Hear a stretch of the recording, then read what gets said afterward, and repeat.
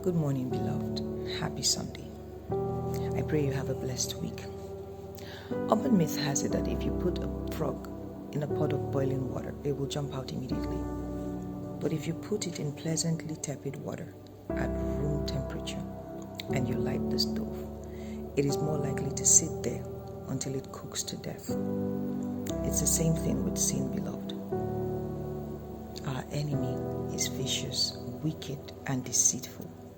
He knows that if he paints sin as sin, we are more likely to identify it quickly and flee. But if he comes subtly, little by little, we are more likely to condone sin until we become too weak to flee, and then we are killed spiritually. This year I plead with you, beloved, be sensitive. Don't joke with any sin of any kind, no matter how little. Satan will not ask you to lie. He would ask you to say the truth, but don't say it 100% correctly. He will tell you, no, it's okay to just expose a little bit of your cleavage so that you can gain some attraction. He will tell you, oh, it's okay to manipulate figures just a little. After all, times are hard. And if you're not discerning, you wouldn't realize it's a trap the enemy has set for your soul. He wants to ruin you. The end goal of sin is death, spiritual death. And God doesn't want us to be involved in sin at all. He is a holy God. This year I plead with you, especially now that a lot of us are fasting.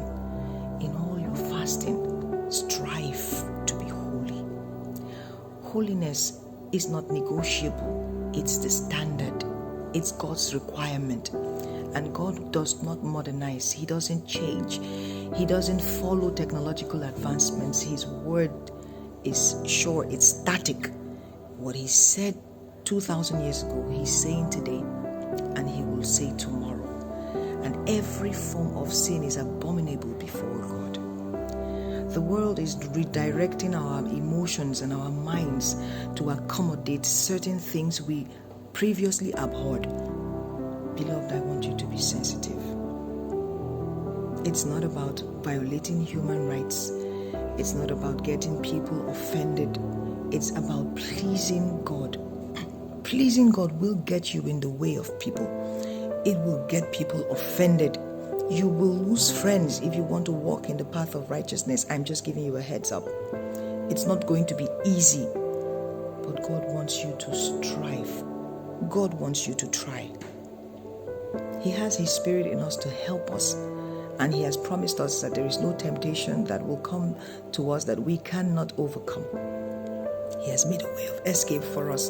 We have to decide in our hearts, like Daniel, that we will not defile ourselves with a portion of the king's meat. And what is the king's meat now? It's a little distraction here and there. It's a little lust here. It's a little lying here. It's a little bitterness here. A little unforgiveness here. It's just those little dainties that seem to make life easy for us, but destroy our spirit. Guard your walk with God. We're living in the last days. I plead with you. If there's any way your garment has been soiled, make your way right with God. And I would advise that we do a self-check every day. Assess your spiritual temperature. Check yourself.